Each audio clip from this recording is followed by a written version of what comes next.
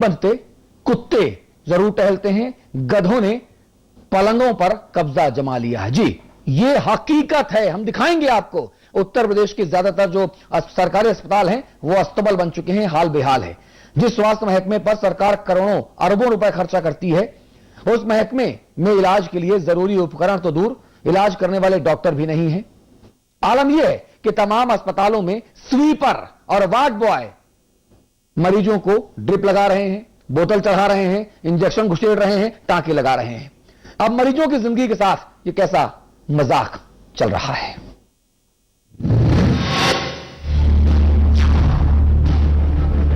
अस्पताल जहां मरीजों को जिंदगी मिलती है, अस्पताल जिन पर लोग ऊपर वाले के बाद सबसे ज्यादा भरोसा करते हैं, वही अस्पताल अब खुद बीमार पड़ने लगे हैं। जिन अस्पतालों पर जिम्मा था मरीजों को स्वास्थ्य सुविधाएं मुहैया कराने का, अब खुद वही अस्पताल अपने लिए सुविधाएं नहीं जुटा पा रहे। कहने को तो रक्षा विभाग के बाद स्वास्थ्य विभाग पर सरकार सबसे ज्यादा खर्चा करती है, लेकिन वो खर्च होता कहां है, इसका पता आपको तब लगेगा जब कभी आप इन अस्पतालों की तरफ रुख करेंगे। हम बात उत्तर प्रदेश के सरकारी अस्पतालों की कर रहे हैं। स्वास्थ्य विभाग को चुस्त दुरुस्त करने और उनके आधुनिकीकरण के लिए केंद्र सरकार और राज्य सरकार दोनों ही नई नई योजनाएं बनाते और चलाते रहते हैं। फंड भी दोनों सरकारों से मिलता है, लेकिन जिन अस्पतालों को इंसानों के लिए बनाया गया, वहां मरीजों के लिए तो जगह है नहीं। अलबत्ता कुत्ते जरूर वहां आराम करते हैं।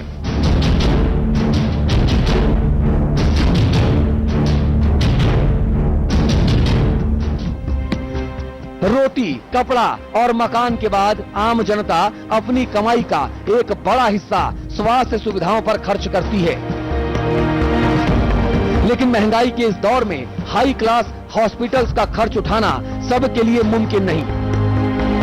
ऐसे में उनकी पहुंच सरकारी अस्पतालों तक ही है, उन सरकारी अस्पतालों तक जहां ना तो उनके लिए बिस्तर हैं, ना दवाइयां। बिस्तर अगर हैं भी तो ऐसे कि अगर अच्छा भला स्वस्थ आदमी भी उन पर लेट जाए तो 2-4 बीमारियां मुफ्त में मिल जाएं। दवाइयां ऐसी जो आपके मतलब की नहीं, मतलब की दवाई के लिए डॉक्टर साहब पर्ची थमा देते हैं और गरीब मरीजों को दुकानों से दवाइयां खरीदनी पड़ती हैं, लेकिन सरकार कार्रवाई की चेतावनी देकर ही अपने कर्तव्यों से निपट लेती है। देखिए, हमने पहले ही निर्देशित कर दिया है, अगर अब भी कोई डॉक्टर बाहर से पर्ची मंगा करके, दवा मंगा करके अगर गरीब को दवा बाहर से खरीदना पड़ेगा, ऐसी बात संज्ञान में आएगी तो इसे डॉक्टरों के खिलाफ नियमों की कार्रवाई की जाएगी। अस्पताल जैसी संवेदनशील जगहों पर सफाई का आलम क्या है, ये तस्वीरें बताने के लिए काफी हैं। जनता ने इससे भी संतोष कर लिया, चलो सफाई नहीं कोई बात नहीं, दवाई नहीं बाहर से ले लेंगे, कम से कम डॉक्टर साहब तो अस्पताल में मिलेंगे। लेकिन अफसोस, डॉक्टर साहब को अपनी प्राइवेट प्रैक्टिस करने से ही फुर्सत नहीं।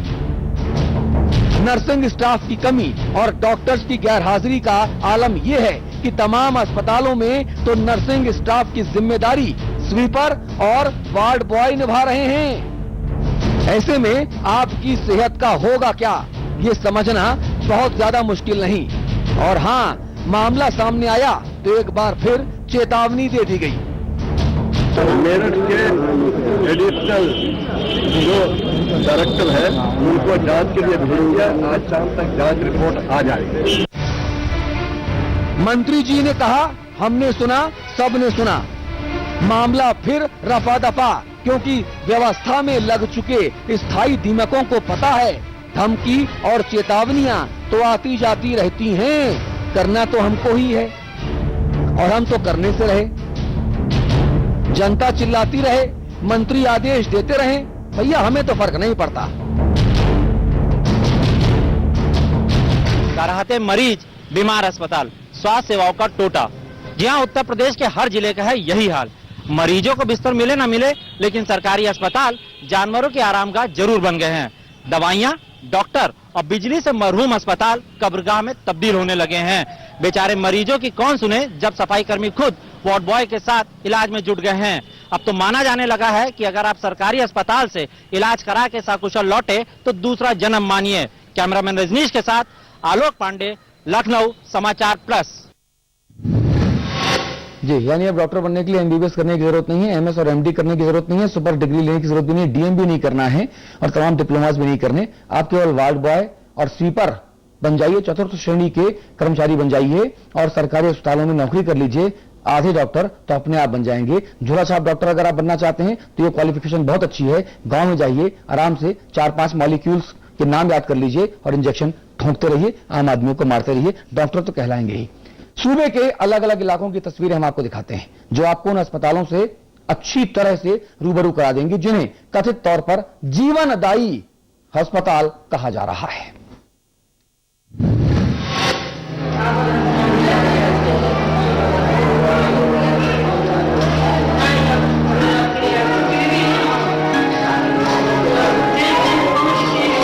उत्तर प्रदेश के सरकारी अस्पतालों का क्या हाल है, इसे देखने के लिए समाचार प्लस की टीम ने सूबे के अलग अलग जिलों का दौरा किया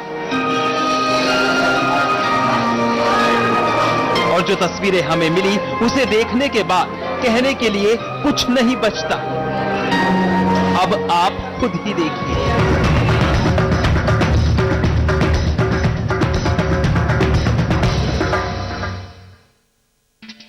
अंबेडकर नगर, जहां के ज्योतिबा फूले अस्पताल में 300 बेड हैं, तो मरीजों की तादाद भी उसी हिसाब से है।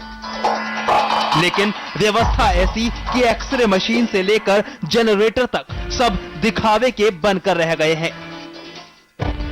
और तो और दवाई के लिए मरीजों को बाहर की दुकानों के भरोसे रहना पड़ता है। हैरत की बात यह है कि सूबे के स्वास्थ्य मंत्री अहमद हसन और चिकित्सा राज्य मंत्री शंखलाल मांझी दोनों इसी जिले से आते हैं। बलिया, जहां इमरजेंसी वार्ड में मरीजों के इलाज के लिए जब डॉक्टर और नर्सिंग स्टाफ नहीं मिले तो मरीजों के इलाज की जिम्मेदारी स्वीपर्स ने संभाल ली। जबकि अस्पताल प्रशासन की माने तो इसमें कोई बड़ी बात नहीं। ये देखिए, इमरजेंसी में एक मासूम के शरीर में टांके लगाए जा रहे हैं।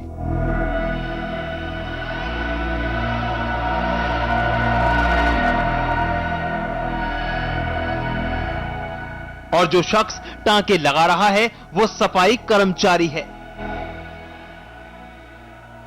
इतना ही नहीं, वार्ड में तैनात ट्रेनिंग पर आए फार्मासिस्ट बिना किसी सीनियर के ही इंजेक्शन लगाने में उस्ताद हो गए हैं। बुलंदशहर, यहां का हाल भी कमोबेश बलिया की तरह ही है, जहां डॉक्टरों की गैर मौजूदगी और नर्सिंग स्टाफ की कमी के चलते उनका काम सफाई कर्मचारी संभालते हैं। सबसे पहले समाचार प्लस पर खबर दिखाए जाने के बाद स्वास्थ्य मंत्री की चेतावनी तो आ गई, लेकिन मरीजों की जिंदगी से मजाक का सिलसिला बदस्तूर जारी है।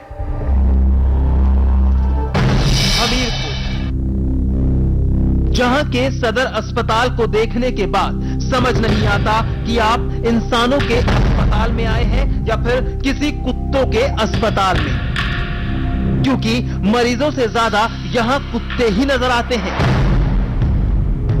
मरीजों का बेड हो या ऑपरेशन थिएटर, एक्सरे रूम हो या रेस्ट रूम, हर जगह बस कुत्ते ही कुत्ते। सफाई का आलम यह है कि संक्रमित खून और ड्रेसिंग के बाद फेंकी गई दूषित पट्टियां खुले में ही फेंक दी जाती हैं, जिसे ये आवारा कुत्ते आहार के रूप में ग्रहण करते हैं।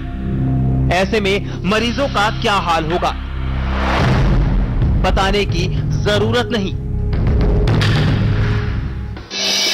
कुशीनगर, जहां के सरकारी अस्पताल में डॉक्टरों की जगह सीएमओ साहब के ड्राइवर ने ले ली है।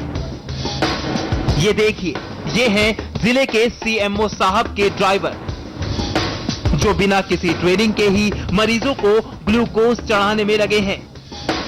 अब ऐसे में मरीजों का क्या होगा, ये तो शायद सीएमओ साहब ही बता पाएंगे। रायबरेली, जहां कुल 55 आयुर्वेदिक अस्पताल हैं, लेकिन ना तो उन अस्पतालों में दवाइयां हैं, ना ही मरीजों का इलाज करने के लिए डॉक्टर। ऐसे में अस्पताल का जिम्मा आ गया है कंपाउंडरों के सिर, जो सफाई कर्मचारियों के साथ मिलकर मरीजों की जिंदगी के साथ तरह तरह के मेडिकल प्रयोग करते हैं। कमोबेश ऐसे ही हालात बाकी जिलों के अस्पतालों में भी हैं, जहां अस्पताल के नाम पर इमारतें तो खड़ी कर दी गई, लेकिन वहां की व्यवस्थाएं देखकर उन्हें अस्पताल कहने में भी शर्म आती है।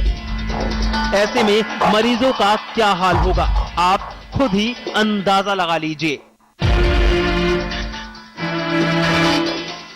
ब्यूरो रिपोर्ट, समाचार प्लस।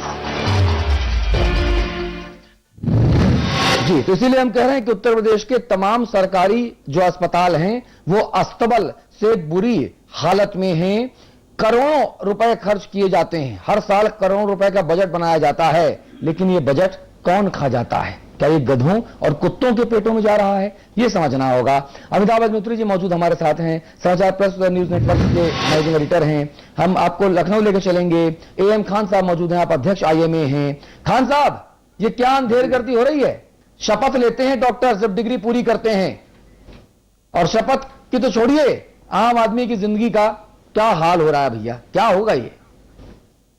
शपथ जो डॉक्टर लेते हैं वो तो काम कर रहे हैं, आप तो अभी बता रहे हैं कि दूसरे लोग कर रहे हैं गलतियां। हाँ। और अगर वो जैसा कि आप बता रहे हैं कि वार्ड बॉय या ड्राइवर कर रहा है तो ये अरे बहुत भाई, गलत है। जब खान साहब, जब डॉक्टर होंगे नहीं, सीएमओ साहब का ड्राइवर जो है वो ग्लूकोज ठोंके दे रहा है, जो वार्ड बॉय वो टांके काट रहा है, टांके लगा रहा है, और सीएमओ साहब कह रहे हैं कि नहीं कुछ नहीं हो रहा, वो हमने केवल कहा था कैंची से धागा काट ले। अरे ये गजब की चीज हो रही है। आम आदमी है कि बस आप बोरा सिल रहे हो आप? हाँ, ये बात तो गलत है कि अगर वो ट्रेंड आदमी नहीं है और अगर कर रहा है तो बहुत गलत है। और इसका मंत्री जी ने तो कहा है सख्ती से कि हम एक्शन लेंगे। देखिए, आपको लगता है कि जो ऐसी घोषणाएं होती हैं उनमें दम होता है? दम तो होता है, लेकिन आप लोग भी थोड़ा दम रखिए। जैसे अभी आप जोर लगाए हैं, ऐसे एक आध महीने तक कोशिश करते रहिए, इंप्रूवमेंट होगा। मंत्री हमारे बहुत जोरों से लगे हुए हैं, लेकिन डॉक्टरों की कमी बहुत है, स्टाफ की कमी बहुत है। इसलिए हम लोगों को जो एक्सपीरियंस वार्ड के लड़के हैं, कभी कभी इमरजेंसी में उनसे काम लेना पड़ता है। अरे लेकिन अगर ये अरे भाई, इमरजेंसी डॉक्टर साहब कैसी बचकाना बातें हो रही हैं, गजब की बातें हो रही हैं। अगर वार्ड बॉय और स्वीपर की मदद अगर इलाज करने के लिए ली जा रही है तो फिर अंधेर है, शर्म है, मैं कहूंगा। स्वीपर और उसकी वो जो है, अगर वो ओटी का काम उसने नहीं सीखा है वार्ड बॉय ने, तो नहीं करना चाहिए। जी, अमिताभ अग्निहोत्री जी, कैसा डिप्लोमेटिक जवाब मिल रहा है खान साहब की तरफ से? देखिए, मैं एक बात कहूं, जैसा अभी डॉक्टर साहब कह रहे थे, हमारी खबर दिखाने की जरूरत क्यों पड़े? हाँ। अहमद हसन हो या शंकरलाल मांझी हो या अभी तक जो तमाम स्वास्थ्य मंत्री रहे या मुख्यमंत्री रहे, मैं व्यक्तियों में बहुत रुचि नहीं मेरी, मैं सिस्टम पर बात करना चाहता हूं। जो चीजें दिखाई है डॉक्टर साहब, ये चीजें कोई नई है क्या? इनके लिए जांच की जरूरत है क्या? ये सच दिखता नहीं।